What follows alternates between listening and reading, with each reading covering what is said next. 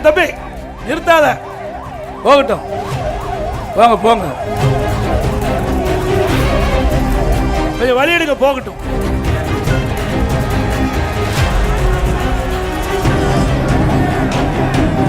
என்ன வேணாலும் செய்யட்டும், அதை பத்தி கவலை. மக்கள் நம்பக்கம். ஒரு 5 ஆண்டில் 2 முறை விவசாயிகளுக்கு பயிர் கொஞ்சம் ஒதுங்கிப்பா. தொடக்க வேளாண் வங்கியில் வாங்கிய பயிர் கடன் தள்ளுபடி செய்த அரசாங்கம் அதிமுக. அதோட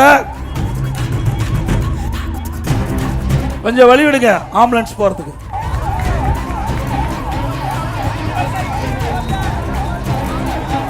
விவசாயிகள் பம்பு செட்டுக்கு மும்முனை மின்சாரம் 24 மணி நேரம் கொடுத்தோம். விவசாயிகள் எந்த நேரத்துக்கு போனாலும் பம்பு செட்டை இயக்கி நீர் பாய்ச்சலாம். அதுவும் அதிமுக ஆட்சி செஞ்சோம்.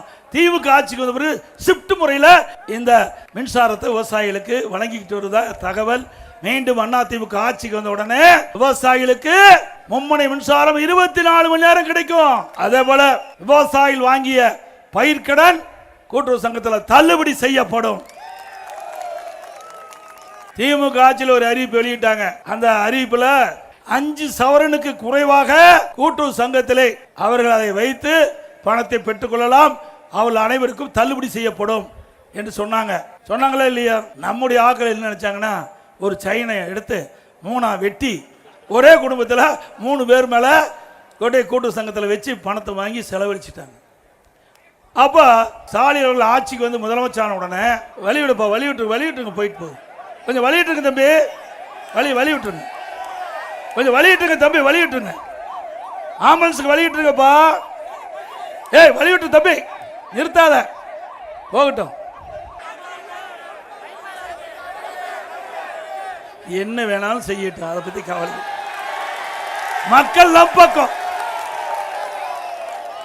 அதோட ஸ்டாலின் ஒரு உத்தரவு போட்டார், பல விதிகளை விதிச்சார். ஒரு குடும்பத்தில் ஒருவருக்கு தான் கிடைக்கணும், மற்றொரு கிடைக்காதுன்ட்டார். நம்ம மக்கள் பணத்தை வாங்கி செலவழிச்சிட்டாங்க. இன்றைக்கு எல்லா கூட்டுறவு சங்கத்திலையும் நோட்டீஸ் விட்டாங்க, உங்கள் குடும்பத்தில் ஒருவருக்கு தான் தள்ளுபடி, மீண்டெல்லாம் அந்த நகையை மீட்டெடுத்து பணத்தை கட்டிக்கிட்டு போகணும். வேறு வழி என்ன பண்ணுறது, செலவழிச்சிட்டாங்க, அந்த நகையை திருப்ப முடியல. இன்றைக்கு அப்பொழுது இருந்ததை விட 2 மடங்கு அதிகமாக விற்கிது பவுன். அன்னைக்கு 35,000 ரூபாய்க்கு விற்றது, இன்னைக்கு 1,15,000 ரூபாய்க்கு பவுன் விற்குது. இப்படி ஏழை மக்களை ஏமாற்றி அரசாங்கம் தொடர வேண்டுமா? திமுக அறிவிப்பால 48 லட்சம் பேர் இந்த நகையை போய் கூட்டுறவு சங்கத்தில் வச்சு பணத்தை பெற்றாங்க.